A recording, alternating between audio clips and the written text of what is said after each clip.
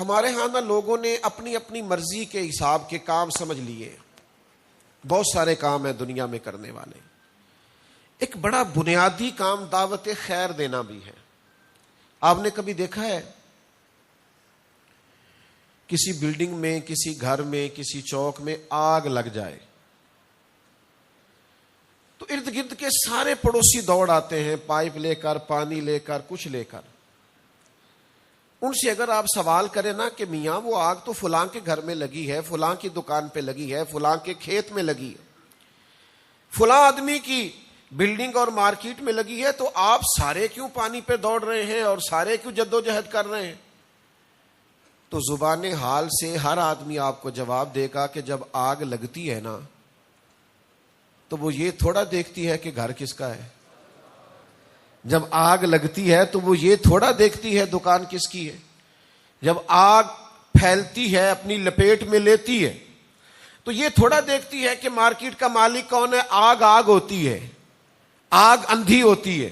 اگر اسے بجھایا نہ جائے تو وہ تمیز نہیں کرتی، وہ فرق نہیں کرتی. جو اس کی لپیٹ میں آئے اسے اپنی لپیٹ میں لے لیتی ہے. سیلاب آ گیا، بند ٹوٹ گیا کسی دریا کا، کسی ندی نالے کا، کسی ایسی جگہ جس کا پانی آئے گا فصلوں کو، آبادیوں کو، گھروں کو نقصان پہنچائے گا، تو سارے لوگ وہ بند باندھنے کے لیے دوڑ پڑتے ہیں. کوئی مٹی لا رہا ہے، کوئی ریت لا رہا ہے، کوئی حکومت کو اطلاع دے رہا ہے، کوئی کچھ کر رہا ہے، کوئی متعلقہ اداروں سے بات کر رہا ہے، سارے آ رہے ہیں. تو ان سے پوچھا جائے گا کہ میاں آپ کا تو گھر قریب ہے ہی نہیں، آپ کا تو کھیت ہی پاس نہیں، آپ تو دور وہ دوسرے تیسرے محلے میں رہتے ہیں. اس سے اگر متاثر ہوں گے بھی تو قریب والے گھر ہوں گے، قریب والا کھیت پانی سے متاثر ہوگا. تو وہ آگ بجھانے والے اور سیلاب روکنے والے سب آپ کو یہی کہیں گے کہ جب سیلاب آتا ہے تو وہ یہ تھوڑی دیکھتا ہے گھر کس کا ہے، وہ یہ تھوڑی دیکھتا ہے کہ مکان کس کا ہے، وہ یہ تھوڑی دیکھتا ہے فصل کس کی ہے اور کچی ہے کہ پکی ہے.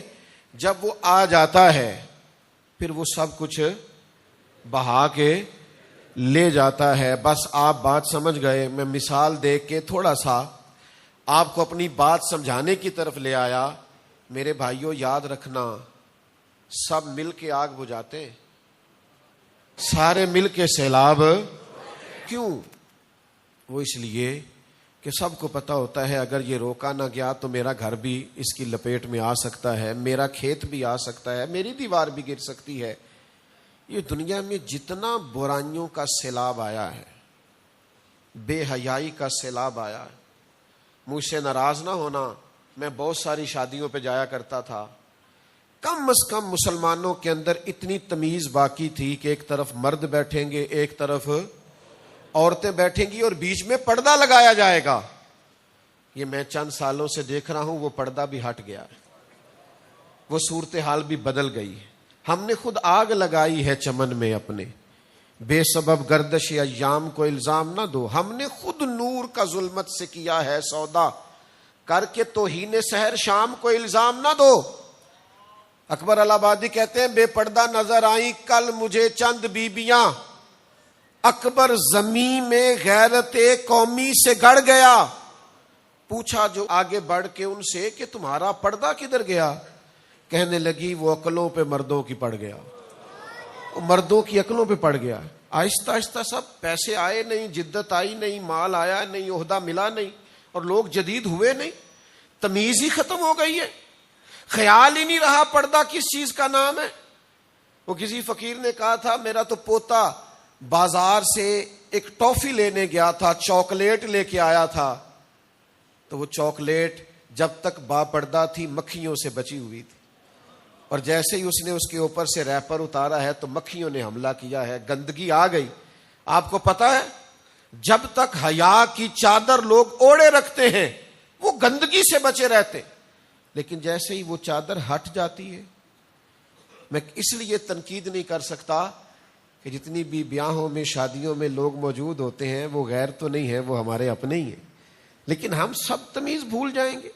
سیلاب آ جائے گا گناہ کا. مجھ سے ناراض نہ ہونا، سیانا آدمی ہے، سمجھدار ہے، پڑھا لکھا ہے، اس کے بالوں میں چاندی آ گئی ہے، لیکن اپنے موبائل سے اگر وہ واہیات ویڈیو کسی کو بھیجتا ہے تو مجھے بتانا کہ میں سوچ اور ذوق کا ماتم نہ کروں، میں اس معاشرے کو معاشرہ کہوں یا انسانوں کا بے ہنگم ہجوم کہوں۔ کچھ لوگ کچھ ایسی گفتگو کر رہے ہوتے ہیں جو ان کی شخصیت سے میچ نہیں کر رہی ہوتی۔ ان کا قد بہت اونچا ہوتا ہے، ان کا سٹیٹس بہت بلند ہوتا ہے، ان سے بہت بزرگی والی بات کی توقع ہوتی ہے، لیکن وہ ایسی گفتگو کرتے ہیں۔ کرنا کیا ہے، کس طرف جانا ہے؟ میں چھوٹا سا خادم الدین کا، میرے پاس بڑی تعداد نوجوانوں کی آتی ہے، میں دن رات ڈیل کرتا ہوں۔ میں نے آج آپ سے کہا تھا تقریر نہیں کرنی، دل کی باتیں کرنی ہے۔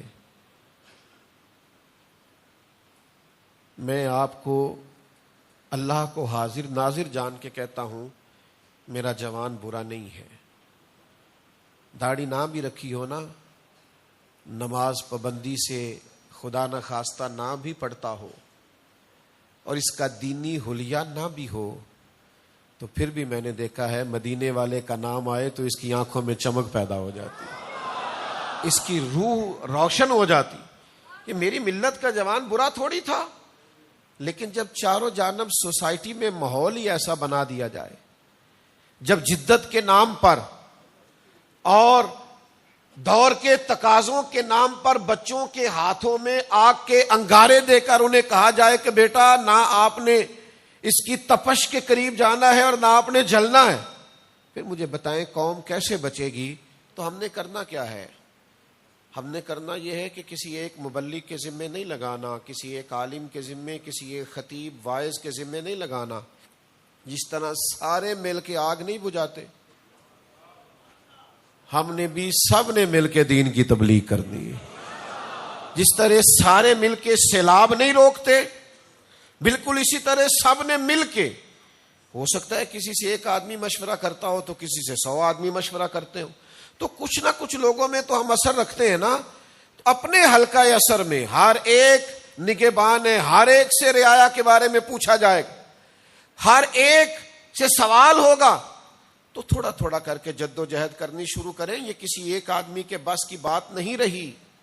میں سب جگہوں پہ نہیں جا سکتا، سب جگہوں پہ بات نہیں کر سکتا، یہ تو اب سب کو مل کے چلنا پڑے گا، اور مل کے چلیں گے تو اللہ فضل فرما دے گا۔